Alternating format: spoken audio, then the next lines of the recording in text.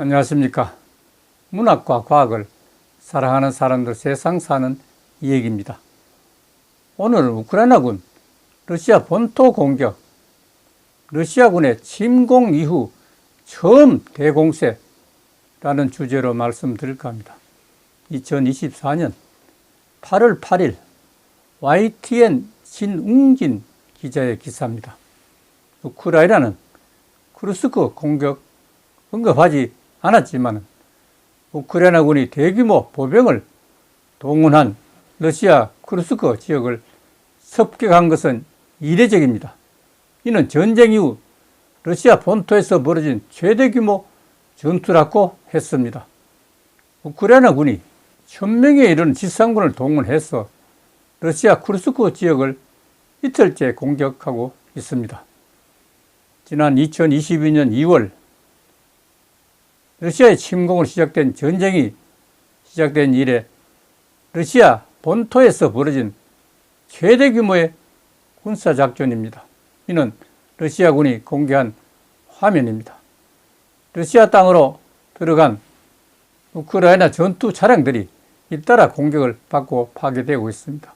그렇지만은 러시아군은 1000명에 이르는 우크라이나 군이 영토 깊숙이 들어오려 했지만은 이를 적극적으로 막아낸다고 했습니다. 발레리 게라시모프 러시아 총참모장은 우크라이나 군의 손실은 315명에 달한다고 하면서 최소 100명이 사망하고 215명이 부상했다고 했습니다. 또 7대의 전차 등 장갑차 54대가 파괴됐다고 했습니다. 푸틴 러시아 대통령이 지난 6일 침범한 우크라이나군이 민간인들까지 무차별적으로 공격했다고 비난했습니다. 대통령이 나올 정도 되면 굉장히 심각하다는 뜻이 됩니다.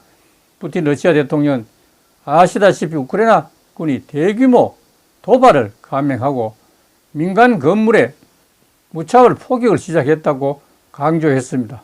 그러나 우크라이나군은 쿠르스크 공격에 대해서 논평을 하지 않고 있습니다.